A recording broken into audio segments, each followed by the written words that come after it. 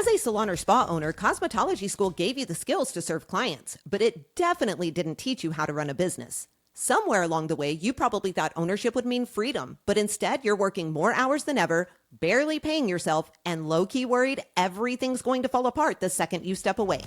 Welcome to the Beauty Biz Breakdown, where we give you the real strategies, systems, and structure that you need to fully step into the CEO seat in your beauty business.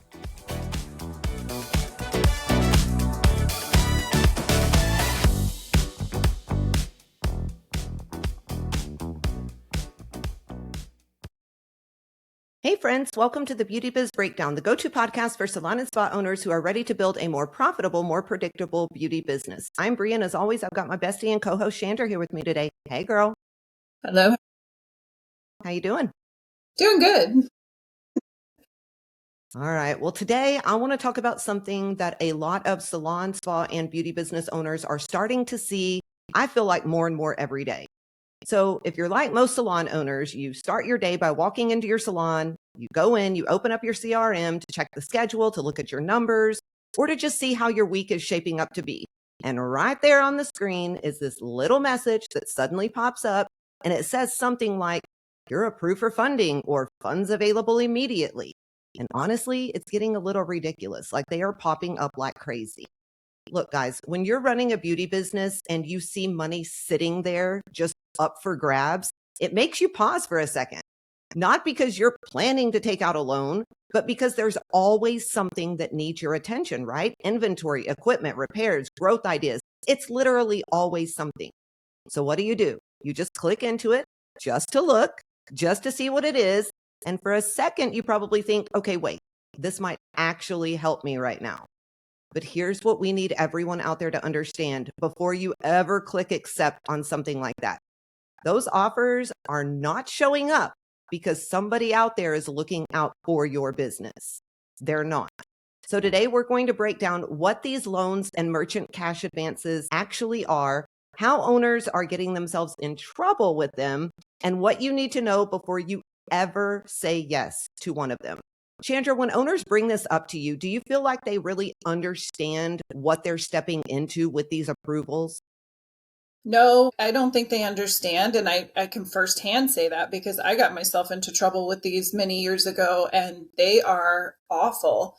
And I think they make it sound so great. So you don't really understand what they actually are about or how they actually work. It just seems like, oh, cool, I could have this money literally in 24 hours. Click. So yeah, they make it seem so simple, and really they aren't at all. And I think it's really important to talk about. I was doing something the other day and these started popping up all over like my POS system and my CRM system. And I'm like, what is going on? And I know some of our members have mentioned it a lot lately too. We've actually had some that have gotten in really big trouble with them. And we're going to talk about that a little bit because I think it's very, very important to understand.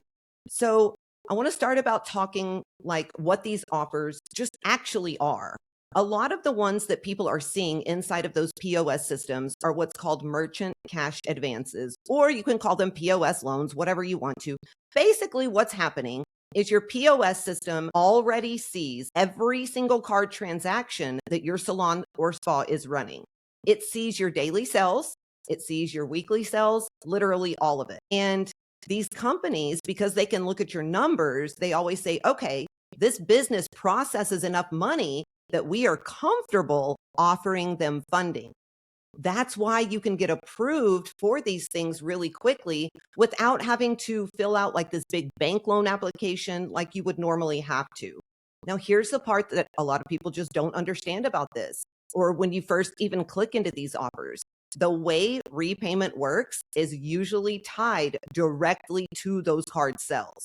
So instead of you sending one normal loan payment every single month, the system, it takes a small percentage out of your card transactions as they are happening.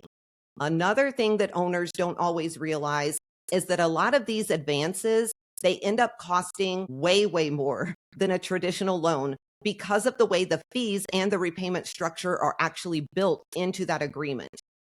I'm telling you guys, every time your salon runs a credit card, a piece of those sales goes towards paying that balance back. You need that for your payroll. You need that for specific things. These people cannot see your expenses at all. And honestly, They don't care. They don't.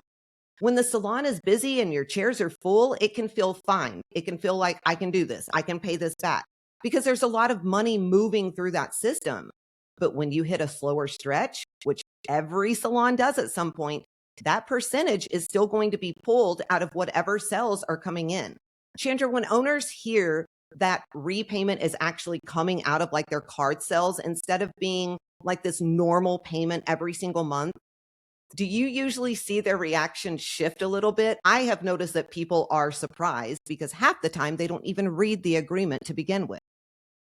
Yeah, I think they're surprised, and I think they don't always even realize, because like when I did this, I thought, okay, well, it'll little bits will come out and I won't even see it. But you don't even realize how much actually does come out until you get into that. And you're like, oh wait, my deposit is short by like a lot, and you can't continue to run like that. That's how they get into trouble, because they don't realize that's how much of the deposit of their income, their revenue is coming in is not coming in because it's paying that loan. Yeah, it kind of blows my mind the way that these work because from the lender side, it does make the salon or the spa look predictable because you've got clients running their cards every single day. Money's just coming in, coming in, coming in, coming in. And so it looks good to them.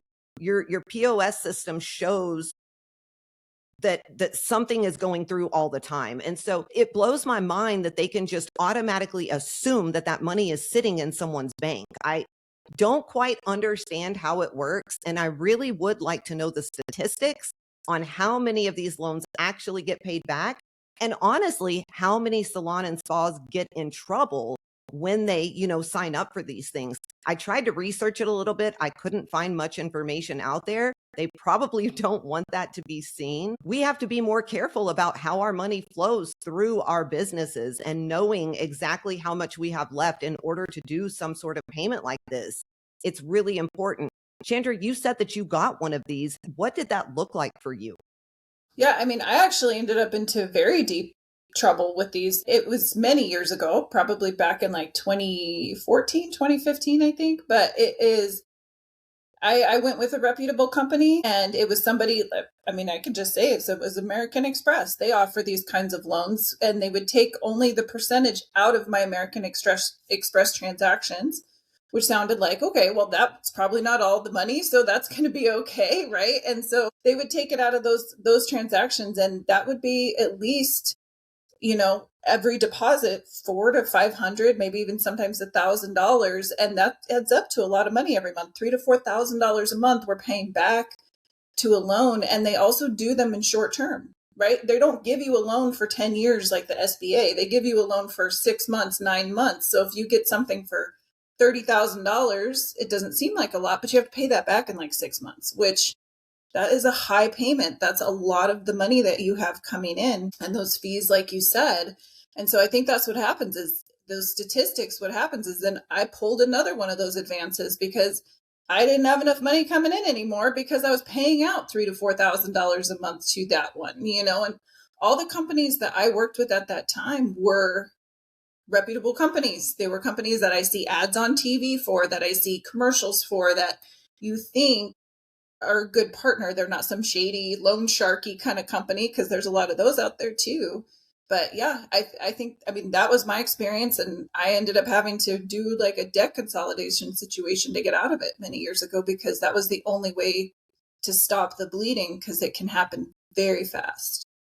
And it does. It happens very fast. And I think this is one reason that you and I constantly preach to our members that every single dollar that comes into your beauty business has multiple jobs. And you have to know what those jobs are, right? You've got payroll for your team, you've got product orders, you've got rent, you've got software systems, you've got utilities, you've got equipment. You've got so many things that you have to take care of all the time. And all of that gets paid out of the same revenue that your services are bringing in. So when one of these loans is tied to those card transactions, a percentage of those sales is going to be taken out before you ever even distribute a penny of your money to the rest of your business. And that's where things can really, really start to feel tight, just like Chandra said, especially if you go into a few slower weeks or a few slower months, or you have team members that are out, or you get sick, or whatever it is. Maybe you have another bill that comes up that you weren't expecting. You know what I mean? And all of it just happens at the same time. And owners are going to start noticing those deposits hitting those accounts looking smaller and smaller and smaller. They're not going to expect it. And it is going to cause a major issue. Chandra, when someone starts noticing, as we're coaching people, and they start noticing those deposits getting smaller than expected, because this is one of the things where I see people have that crap moment. I'm not even going to say an aha moment, but that oh crap moment. They notice those deposits are looking way smaller than what they expected. Do you think that's usually the moment where they begin tracing what's actually happening behind the scenes in their numbers? I think it is. Yeah, no, I think so for sure, because I think when you do have so much money just coming in all the time and you are paying stuff, even if it's tight, you don't notice that you maybe aren't even profitable. You know what I mean? Like you don't even realize that. And so I think when that stuff starts to hit and you start diving into those transactions, those numbers, and being like, why don't I have enough money to cover stuff? You start to realize you didn't have enough money to cover stuff really anyways before you even got the loan. Now you have smaller deposits, and I think it just really sets that. It hits you hard in that reality check for sure. Yeah, absolutely. I mean, over the years, we've watched a lot of salon owners accept these cash advances because they thought that it was just going to give their business a little bit of breathing room. And at first, I get it. It feels like it can help. The money hits the account, and for a minute, it's like, yes, life is good, right? But then the reality hits, and that repayment comes in, and everything just goes haywire. It is honestly extremely heartbreaking to see. This is why you have to know your numbers and your profitability every single month. Chandra, as we are coaching salon and spa owners, it amazes me how many people don't even realize that the profitability for salon and spa owners is always very, very low. Like our industry has just accepted that we are okay at the 1% or 3% profitability mark. And it just blows my mind. What do owners need to do in order to make sure that they are making the best decision for their business when something like this pops up on their screen or when they find themselves in a bind and need money quickly? I mean, I think the biggest thing when stuff like that is hitting you and you're like, oh, this is enticing. I could do this or I could do that. Or you start thinking of all these things that you could do in your business with that money. But really sitting down and looking at what your reality is now before you pull the trigger on any sort of loans. Because if you can't afford those payments, it's going to put you possibly out of business, you know? And so it's like you don't know where you're at. You shouldn't be pulling those loans. And if you need cash fast, I don't think those, I can tell you from experience, those are not the option to do it. Like you have got to figure out how to cut expenses, how to get real cash, right? Like if you can get a normal loan, that's not I call those treadmill loan shark loans because you never get off the treadmill. You get another one to pay the other one to pay the other one, and it just is a never ending treadmill. And so I think that if you get, you can't do that. I would advise everybody, don't jump into that without knowing exactly where you're currently at. Yeah, I mean, we've seen people almost close their doors over things like this, guys. It's a big, big deal, and you've really, really got to think about it. The beautiful thing is, Chandra, and I think this is something that just kind of off topic, but when we start working with people, a lot of times we find out they really don't even need these loans to begin with. All they need is a little bit of discipline, and they just need to get back to a healthier financial structure within their business. Do you agree with that? And do you notice that when they approach it that way, they start looking at borrowing differently in the future? Oh, for sure. I 100% agree with that because I think even when I had gotten into that mess, what I was wanting to do with that money, I could have just budgeted better and planned out for maybe like 6 months and been able to just buy whatever or pay for whatever it was we were trying to do instead of getting into that total mess that took several years to clean up.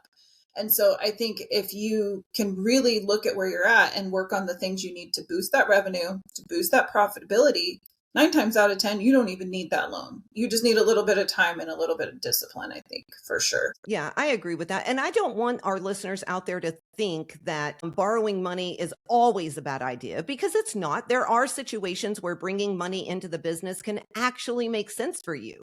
You know what I mean? If your salon is consistently booked out and you have clients asking for appointments that you can't even fit in, and you're in a situation to where you have to expand and bring more employees on, or you've got a wait list of employees wanting to come work for you and a wait list of those clients, then yes, sometimes it is a good idea. You just have to think through it very, very clearly. When money is being used for something that clearly helps the salon produce more revenue, I think that's just a different situation. And in those cases, the investment is actually connected to growth that the business is already ready for, Chandra. And I think that can really, really work as long as they do their due diligence. When you see owners preparing for a move like expanding or adding equipment, what are some of the signs that the business is actually ready for that kind of investment? I mean, I think it's that profitability, right? Like, how much money are you keeping at the end of the day when everything is paid, everything is done? What's left over? Are you holding the line yourself as the service provider, the top service provider in your business? If that's the case, maybe it's not the right time either to do that, because then you are the one who ends up killing yourself to pay those things back. And so I think just realizing, exactly where you're at, knowing that you have money in the bank. And when you set yourself up like that correctly, you have more options for better loans too. Like, banks look at that stuff and they see your profitability, and you can get better interest rates and you can get better terms and all of those things. You have negotiating power at that point when you do set it up like that, right? And you don't have to take whatever pops up on your screen that doesn't even check your credit and gives you some like 30% interest. I agree with that completely. It is crazy. I mean, some of these loans that I have looked through with our members, I'm like, what were you even like? How did you sign that? Like, that interest is absolutely crazy. Guys, if you ever see one of these funding messages pop up in your POS system and you're thinking about it, there are just a few simple things that Chandra and I want to talk to you for before you even consider clicking accept. Okay. So let's walk through these steps. I think there's like 5 of them that I would think of, Chandra. What is the number one thing that you would tell salon and spa owners before getting a loan, though, that they need to think about aside from profitability and things of that nature? Mine would be, if you're behind the chair producing revenue, don't ever take a loan. That's just my personal wise advice or wise words to the listeners out there, because when you are the one still producing revenue, we find always, guys, always, always, always, the owner is usually producing 40 to 50%. It's just what it is when an owner is behind the chair. And like Chandra said, that is never going to work to get that money. So what is, just in a couple of sentences, what is the one thing you would tell them to look for or not do before getting that money? Yeah, I mean, I think if you're looking at using that money just to pay your expenses, then you shouldn't do it. Like, I think if you need that money for, like you said, expansion, moving into other things, that's different. But if you literally need a loan to cover your payroll, that's probably not a good. Yeah, agree 100%. Okay, so obviously, guys, the first thing that we want you to do is pause. Pause the decision for a second. These offers are designed to feel quick and easy, like you should make the decision right then and there. You don't have to. It's going to pop up again, I promise you. This is a financial commitment that could affect your business for a very, very long time. So it deserves more than a 5-minute decision while you're checking your schedule or seeing your numbers from last week. So make sure that you give yourself at least 24 hours before you even start looking at those details. Make sure that you are doing a ton of research. After that, the next step is to look at your real numbers, right? Pull at least your last 12 weeks of deposits from that POS, from your CRM, from your bank account, whatever. What you're trying to see here is the normal pattern of money that is actually coming into your business. You want to make sure that you're not looking at your best week, not your best month, just what the business brings in on average. That's going to be really, really important. Once you have that number in front of you, write down all of your regular expenses that are going to come out of that money. So payroll, rent, product orders, subscriptions, utilities, all of the normal things that it takes to keep the salon running. Seeing those numbers side by side is going to give you a much clearer picture of how much room your business actually has. The next thing that we want you to do is look at what would happen during a slower time period. What would happen if you're producing revenue and you got sick? What would happen if you went on vacation? What would happen if you lost your 2 top producers? think about everything. So you can take your average weekly revenue and reduce it by about 20%. That's going to kind of give you an idea. And then look at how the repayment from that loan would fit into that smaller number that you're seeing. This is going to help you see what the loan would feel like during a normal, slower period instead of only looking at it during that busy time. Chandra, when owners run these slower number weeks and actually see how repayment would affect their revenue, do you think that usually helps them understand the situation just a little more clearly? Because I feel like people never think of the what if scenarios. And I'm not a big what ifer, but I think when it comes to things like this, you really do have to think about those scenarios. I think that's one of the most important numbers to run when you're trying to make one of these decisions and seeing like if it's slow, how are you going to pay for that? Like do you have enough money to pay for it and what that looks like for you? Because I think that is the biggest eye opener because we get really comfy really quick when we have a few really good weeks or a few really good months and you're like, "Oh, cool, I'm on the up. This is going to be like this forever." And then it hits you really fast when it's like slow or someone leaves or something happens. And so yeah, I think that's the best metric to look at for sure. Absolutely. After that, I think you need to ask yourself one really, really important question. What is this money actually for? Is it being used for something specific that is going to help your business grow? Maybe like expanding the space, adding equipment. And I'm going to be honest with you, Chandra and I don't even agree with that if you aren't profitable yet. You have to be profitable before you ever think of that. Or is it being used because your business has been feeling financially tight for a little while? Those are two very, very different situations. When funding is connected to a clear improvement inside the salon, the decision is going to look different than when the money is just trying to relieve pressure that is going to keep showing up because these loans are going to make it a million times worse. And then the last step is just really stepping back and looking at the whole picture as the owner. Once you've looked at your deposits, your expenses, and how repayment would fit into maybe a slower week or a slower month or losing people, you should be able to see whether your salon can realistically carry that loan without it creating a tightness or a heaviness or a pressure. I think when the owners take time to evaluate things like this instead of just reacting in the moment, because salon and spa owners are notorious for that, I think they're able to make decisions that can actually support the long-term health of their business.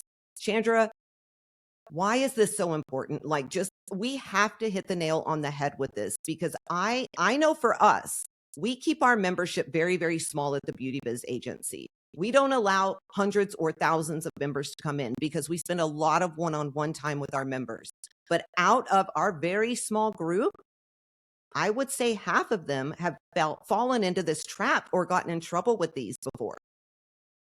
Oh yeah, no, I definitely agree. And the problem is those companies, they just make it so easy, and they don't ask for much. They don't ask you to give them a lot of information and they give you the money like within 24 hours or less even sometimes. And so I think they make it so easy. They're really good salespeople. We get stuck in that trap really fast.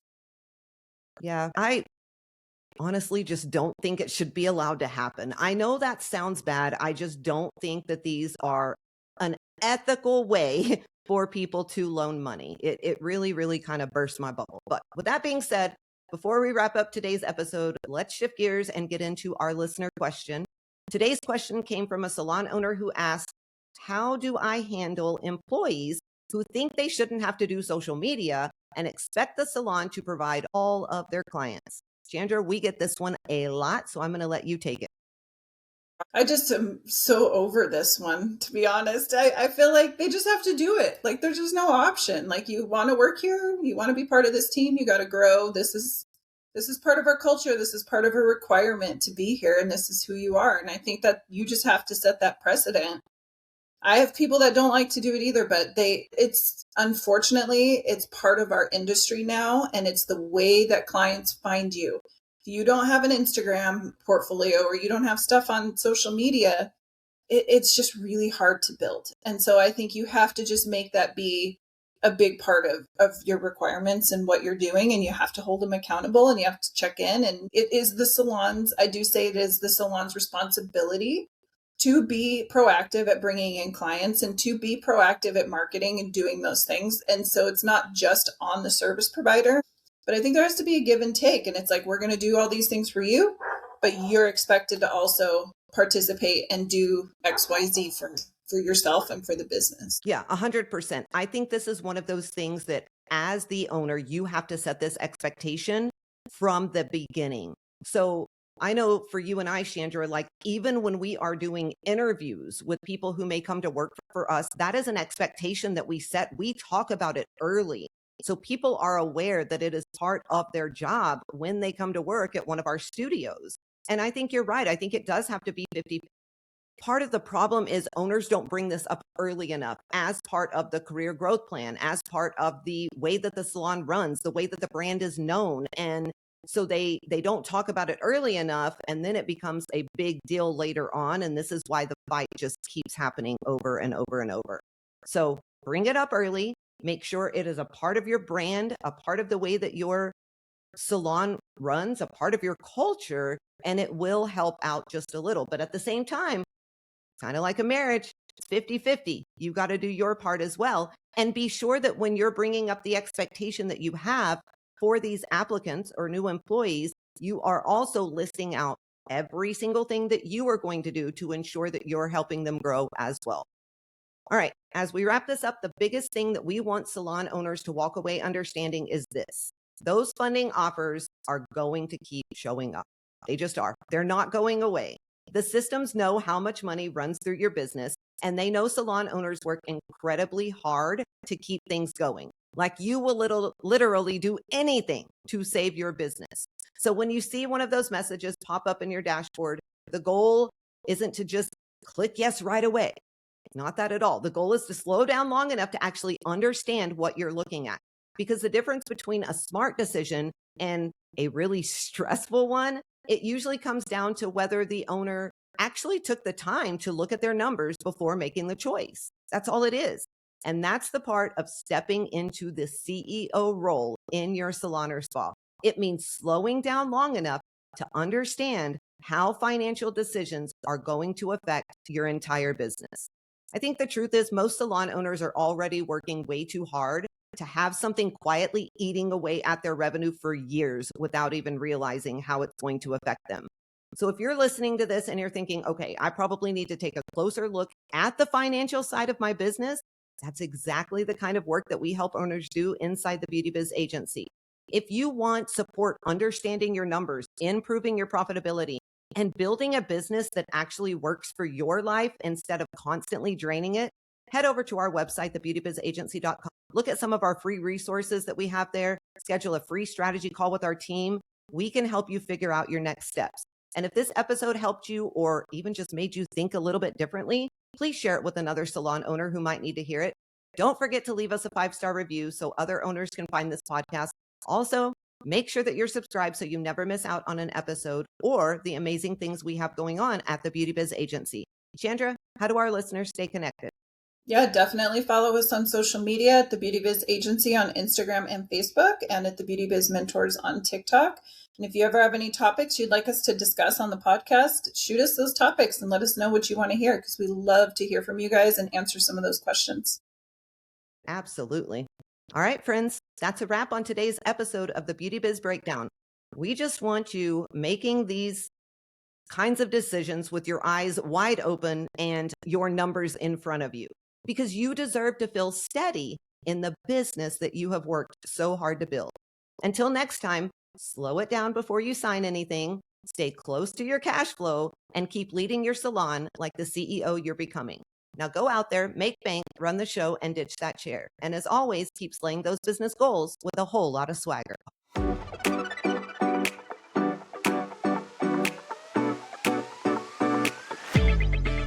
If this episode lit a fire under you, don't just walk away and let it die out. Deep down, you already know where you want your business and your life to go. And the truth is, the only thing standing between where you are and where you want to be is a real plan to get you there. That's exactly what we help you build. So if you're ready to stop trying to figure it out on your own, head to thebeautybizagency.com and book your free strategy call. That call can give you the clarity that you've been needing and a real plan to move your business forward. Because at the end of the day, the only thing standing between you and the salon business you've been dreaming about is whether or not you're willing to take the action and the steps in order to build it.